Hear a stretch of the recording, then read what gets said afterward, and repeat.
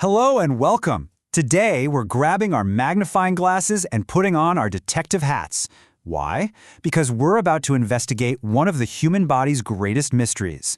We are going to decode those very first, super confusing signs that your body might be sending you about a potential pregnancy.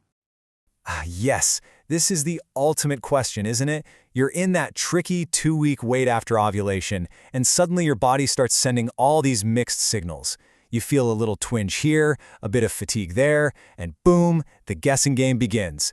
Is this an early clue that something amazing is happening, or is your cycle just about to start like clockwork? It can be so confusing. Okay, let's dive into this mystery together and get some real clarity. All right, every good investigation needs a plan, and here's ours. Think of this as our case file. First, we're going to lay out the mystery itself. Then, we'll visit the scene of the event, the uterus. After that, we'll hear some crucial testimony from our key witnesses, the hormones. Then we'll uncover some hidden clues you might not know about, and finally, we'll get to the moment of truth. Ready? Let's get started. So here we are, in that waiting period after ovulation. The reason this is such a mysterious case is that so many of the earliest signs of pregnancy look and feel almost identical to your typical premenstrual symptoms. It's like your body is definitely trying to tell you something, but it's speaking in a secret code. Our job today is to become expert code breakers. To find our first real, tangible clues, we have to go directly to the source. We've got to investigate the scene of the event. You see, the very first physical things that happen in a new pregnancy aren't all over your body. They're happening in one specific place, the uterus. This is where the story really begins. Let's pull out our timeline and map this out. So after fertilization, this brand new little embryo begins an incredible journey. For about 6 to 12 days, it travels down to the uterus. And then, this critical event happens, implantation. This is the moment the embryo physically attaches to the uterine wall. And get this, it all happens up to a whole week before you'd even realize you've missed your period. And this process, this little arrival, gives us our first major clues. As the embryo nestles into that cozy, nutrient-rich lining of the uterus, it can cause a tiny disturbance. It makes sense, right? And this can lead to two of the most confusing signs of all, some mild cramping and maybe even some light spotting. Okay, so you feel a cramp. How in the world can you tell the difference? Let's examine the evidence. Implantation cramps are usually much lighter than what you'd feel with your period. A lot of women say it feels more like a faint pulling or maybe a tingling feeling, sometimes just on one side. And the timing is key. These happen earlier, about 6 to 12 days after ovulation. Period cramps, as you probably know, are usually that more intense, familiar throbbing that shows up just a day or two before your flow actually starts. Now for our second piece of evidence, that confusing spotting. Implantation bleeding is totally different from a period. For one, it's incredibly light. We're talking just a few spots you might see once or twice. The color is another giveaway. It's often pinkish or even a dark brown, which means it's older blood, not the bright red of a fresh active flow. And here's the big one. It usually only lasts from a few hours to maybe a couple of days, and it doesn't have clots.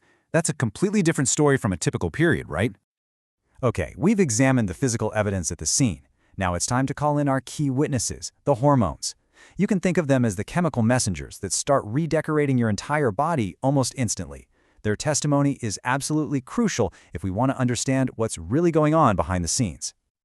The main hormone taking the stand right now is progesterone. Let's call it the preparation hormone. Its levels shoot up after ovulation every single month, and it has one main job: to make the lining of your uterus super thick, warm, and welcoming. Basically, the perfect home for an arriving embryo.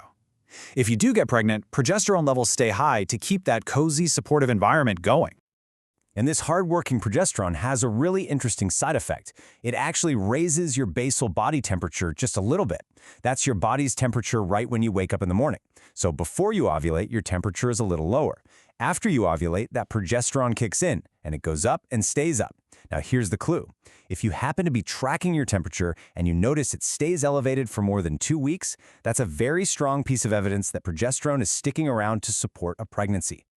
So beyond those big signs we've talked about, all these hormonal changes start to trigger a whole bunch of other subtle clues. These are the smaller pieces of evidence that you might brush off on their own, but when you start putting them all together, they really start to paint a very clear picture of a big, new reality. Now here's a fascinating one you may have never even heard of, Montgomery's tubercles. These are just small, totally normal bumps on the areola you've always had, but in early pregnancy, you might suddenly notice them becoming much more obvious. And this is just an incredible part of our design by our creator. These little glands start producing a special oil that's both moisturizing and antibacterial, all to protect the nipple as it prepares for breastfeeding. Some scientists even think their scent helps guide a newborn to latch on for the first time. It's just an amazing built-in system. And oh, the list of clues just keeps on going. Those hormones are busy. They can cause breast tenderness and swelling that make even your softest bra feel uncomfortable. And the fatigue. I mean, we're not talking about being a little tired. We're talking about feeling like you've just run a marathon when all you did was walk to the kitchen. That's the power of progesterone. Plus, your body is using a ton of energy to build a whole new life support system from scratch. Your sense of smell might suddenly turn into a superpower. Some women even get a strange metallic taste in their mouth. And yeah, what about needing to pee all the time? It's not because a baby is pushing on your bladder yet. It's because hormones increase your blood flow, making your kidneys work overtime. All of these are clues worth putting in our case file. Okay, detective, we've gathered all this evidence. We've got the cramping, the spotting, the temperature shift, the fatigue, the super smell. The case for pregnancy is looking pretty strong. But as any good investigator knows, circumstantial evidence can only get you so far. We need that one definitive test to solve this case, once and for all. So, let's talk about the final step. To get the most accurate result, it really is best to wait until at least the first day of your missed period. I know, waiting is the hardest part, but here's why. Home pregnancy tests are designed to look for a very specific hormone called HCG. Your body only starts making this hormone in detectable amounts after the embryo has implanted. So if you test too early, you could get a false negative, even if you are pregnant. For the best shot, use your first morning urine. It's the most concentrated, and of course, follow the instructions on the test box exactly. And with that, our investigation comes to a close. When you really step back and look at all these intricate, detailed signs, from the incredible journey of a tiny embryo to the hormonal symphony that reshapes your entire body, it's truly an amazing and miraculous process. Subhanallah. So I'll leave you with this question. Looking back at everything we talked about or from your own experience, what sign was the most amazing to you? It's such a powerful reminder of the incredible things the human body is capable of.